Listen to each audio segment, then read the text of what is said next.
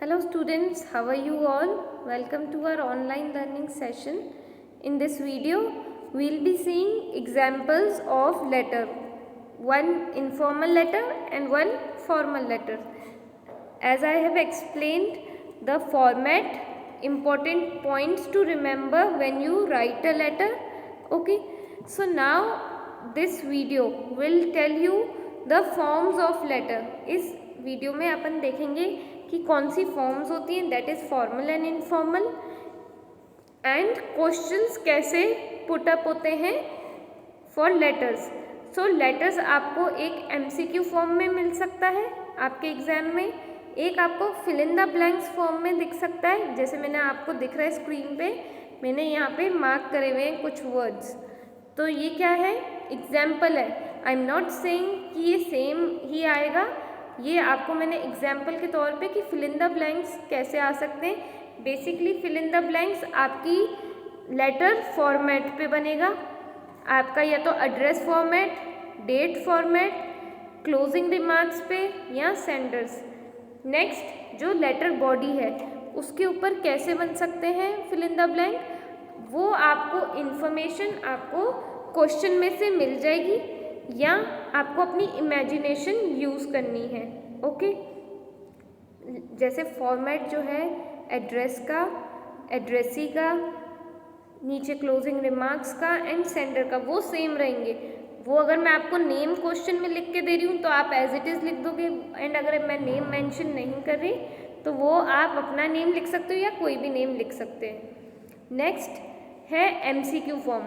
जैसे MCQ form कैसे, अगर मैं कहूँ कि if I say salutations are used for addressee, true या फॉल्स, या salutations are used for addressee, या सेकंड ऑप्शन सेंडर, या सेंडर एंड एड्रेसी बोथ, या नन ऑफ दीज. तो ये ऐसा एमसीक्यू फॉर्म हो सकता है. नेक्स्ट अगर मैं कहूँ कि choose the correct date format, मैं अगर जनवरी पहले लिख दूँ, 14 बीच में लिखूँ, 2021 बाद में लिख दूँ, या 2021 पहले लिखूँगी, फिर मैं 14 लिख दूँ, मैं जनवरी लिख दूँ, तो आपको उसमें से चूज़ या टिक करना पड़ेगा कि करेक्ट फॉर्मेट मीन्स तरीका, सही तरीका क्या है डेट को लिखने का.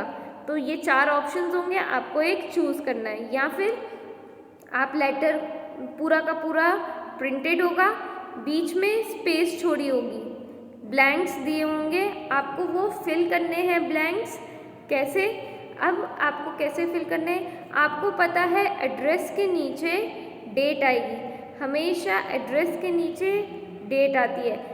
पहले इनफॉर्मल लेटर्स में खुद का एड्रेस आता है, फॉर्मल लेटर्स में किसका आता है, सेंडर्स का. फिर आप लिखोगे सैल्यूटेशन, नेक्स्ट आएगी letter body, next closing remarks, and next is your name या सेंडर्स नेम.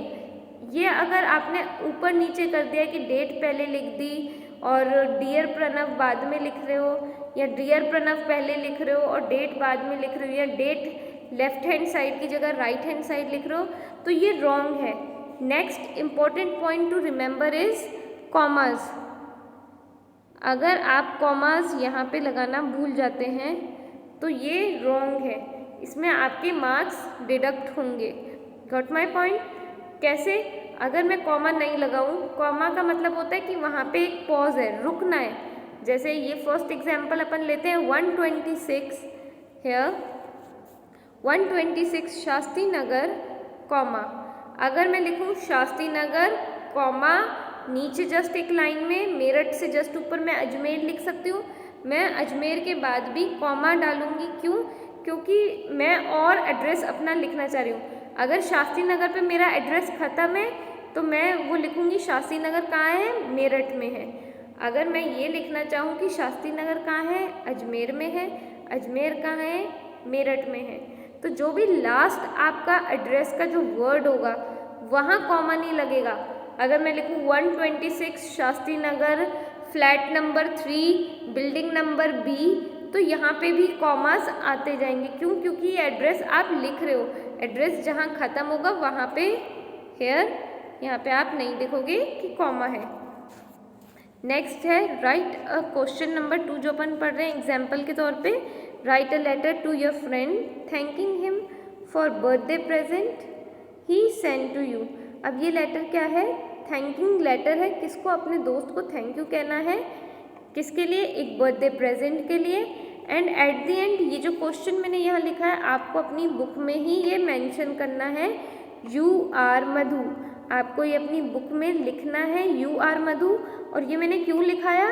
क्योंकि आपको जब सेंडर एड्रेस यहाँ पे सेंडर्स नेम यहाँ फिल करना है तो ईजिली आपको पता चल जाएगा।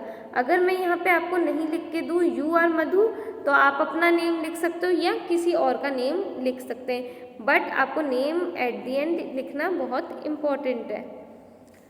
Next important point is capital letters. आप हमेशा कैपिटल लेटर्स यूज़ करोगे, चाहे किसके लिए? नाउन्स के लिए। आपको पता है नाउन के लिए कैपिटल लेटर होता है। नेक्स्ट कैपिटल लेटर कहाँ पे यूज़ करना है?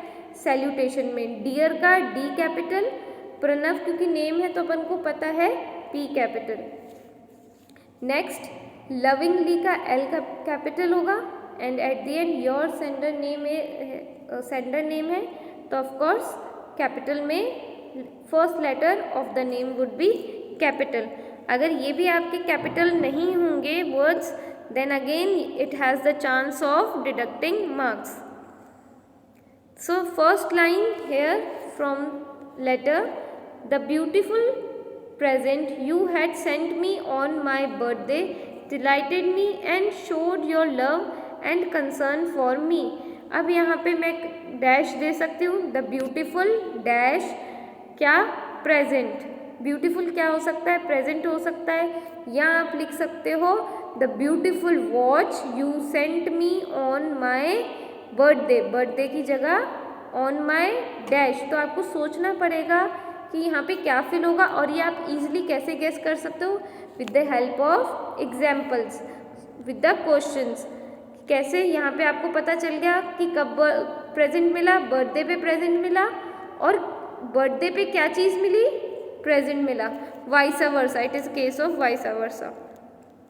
Next, how did you know that I need it? It was just a very thing I longed for. Nearly all my friends at school have. Longed means waiting. कि यहाँ पे explain कर रहा है कि मैं एक अच्छी वॉच का या एक अच्छी प्रेजेंट का कब से वेट कर रहा था। ये सब क्या था? ये मेरे पास, मेरे दोस्तों के पास स्कूल में बहुत पहले से था, बट मेरे को अब ये मिला है, so I am very happy, I am very glad. So students you can write with your imagination. I am giving you opportunity कि आप ये लर्न करना चाहो ये लर्न कर सकते हैं। अगर आप अपनी इमेजिनेशन यूज़ कर सको तो आप अपनी इमेजिनेशन यूज़ कर सकते हो। यहाँ पे सिर्फ बर्थडे प्रेजेंट के बारे में बात ही है। आप एक्सप्लेन कर सकते हो कि बर्थडे प्रेजेंट में आपको वॉच मिली है या बर्थडे प्रेजेंट में आपको एक बुक मिली है, तो आप उसको एक्सप्लेन करोगे। आप लेटर कैसे लिखोगे? आप फर्स्ट या सेकंड लाइन में पर्पस लिखोगे कि आप ये लेटर लिख क्यों रहे हो, इनफॉर्मल में भी फॉर्मल में भी। फर्स्ट या सेकंड लाइन में आपका लिखना ही पड़ेगा कि आपका पर्पस क्या है, आपका मोटिव क्या है ये लेटर लिखने का। फिर आप उस चीज़ को एक्सप्लेन करोगे डिटेल में। अगर वॉच है तो उसके कलर, डिज़ाइन, कंपनी के बारे में बता सकते हो। अगर किसी बुक के बारे में है तो आप ऑथर के बारे में बता सकते हो, या वो बुक किसके बारे में लिखी गई है, क्या टॉपिक है उसमें, वो लिख सकते हो। इससे क्या आपको ईजिली मैटर मिलेगा एक लेटर लिखने के लिए। So let's continue. Many thanks for your thoughtful and generous gift and my best wishes are with you for the new year. तो उसने थैंक यू कहा और एट दी एंड अपने फ्रेंड को बेस्ट विशेज़ दी न्यू ईयर के लिए। Might भी ये न्यू ईयर आने वाला होगा, उस केस में होगा। या अगर आप कभी दिवाली में, होली में लिखने जा रहे हो तो आप उनको विशेज़ एट दी एंड अपने रिलेटिव्स को, अपने फ्रेंड को विशेज़ भी एट लास्ट लाइन में आप ये भेज सकते हो। या आप ये लिख सकते हो पे my regards to uncle aunty. Uncle aunty को मेरी तरफ से हाय कह सकते हैं, रिगार्ड्स देना। लास्ट में है closing remarks. Lovingly yours is closing remarks and at the end sender's name Madhu. This is example of formal letter. Formal letter है एंड ये एप्लीकेशन है. सो एप्लीकेशन किस कैटेगरी में आती है? फॉर्मल लेटर की कैटेगरी में. Let's read. Write an application to the editor of daily newspaper regarding the poor condition of roads and streets in your locality. अभी आपको एप्लीकेशन लिखनी है एक न्यूज़पेपर को, किसके बारे में? जो आपकी पुअर कंडीशंस हो रखी रोड की या स्ट्रीट्स की, आपकी लोकेलिटी मीन्स आपके आसपास के एरिया में. तो जैसे अपन का फर्स्ट इनफॉर्मल लेटर में सेंडर एड्रेस था, यहाँ पे है receivers address. To the editor Amar Ujala New Delhi. ये 4 जो आपको ये सब क्या लिखना है? फर्स्ट लाइन में लिखोगे आप टू, सेकेंड लाइन में लिखोगे द एडिटर, थर्ड लाइन में लिखोगे अमर उजाला, फोर्थ लाइन में लिखोगे new Delhi, next fifth line में आएगा सर. ये सारे वर्ड्स जो आपको पैटर्न बुक में दिया है वैसे ही आपको फॉलो करना है. आप ये नहीं लिख सकते एक ही लाइन में the editor Amar Ujala. Okay. Next है आप किसको लिख रहे हो? एड्रेसी. अगेन आपकी लेटर की बॉडी, लास्ट में क्लोजिंग रिमार्क्स एंड आपका name. So let's read quickly.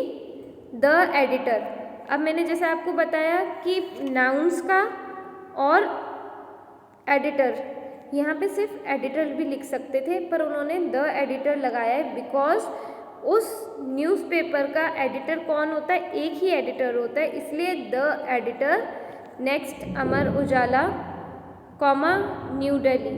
तो यहाँ पे आप कॉमास भी 2 जगह देख रहे हैं. Okay. Next, comma here. Sir, I would like to bring you the kind notice of the authorities, though the columns of your esteemed newspaper, the poor conditions of roads and streets of our locality. तो यहाँ पे क्या हो रहा है कि again I am repeating, first या second line में उन्होंने पर्पस लिखा है लेटर का. नेक्स्ट वो एक्सप्लेन करेगा कि कैसे ख़राब है उसकी रोड्स या उसकी स्ट्रीट्स. तो वो क्या कहना चाह रहा है कि मैं अथॉरिटीज़ को नोटिस में डालना चाहता हूँ आपके एस्टीम्ड पेपर. एस्टीम मीन्स बहुत ही फेमस न्यूज़पेपर में ये बात हो रही है कि न्यूज़पेपर फेमस होते हैं, काफ़ी लोग पढ़ते हैं, इसलिए एस्टीम्ड पेपर का है. क्या बताने के लिए? Poor conditions of roads and streets of your locality. Next क्या है? The roads in RK. Puram is in bad shape having pits a very steep. Okay, now it is written having pits and very steep. During the rainy season they are filled with dirty water and become place for mosquito to breed. Breed means उनको multiply करने के लिए breeding हो जाती है. Breeding means वो multiply हो रहे हैं, मीन्स और पैदा हो रहे हैं. ब्रीडिंग मीन्स और पैदा हो रहे हैं. क्यों? क्योंकि वहाँ पे वाटर जो है रुका हुआ है. एंड वाटर क्यों रुका हुआ है? क्योंकि जो रोड्स हैं उनमें पिट्स बने हुए हैं. एक होता है होल, एक होंगे पिट्स. जो छोटा सा गड्ढा जिसको कहेंगे उनको कहेंगे pits. Okay. At the end your faithfully, your का वाई कैपिटल होगा, फेथफुली का एफ छोटा, एंड लास्ट में योर नेम अजय कुमार. अब यहाँ पे अपन को नहीं दिया हुआ कि यू आर अजय कुमार, तो आप अजय कुमार लिख सकते हो या कोई भी नेम लिख सकते हो. So that's all for this video. Thank you so much for listening. Stay well, keep learning.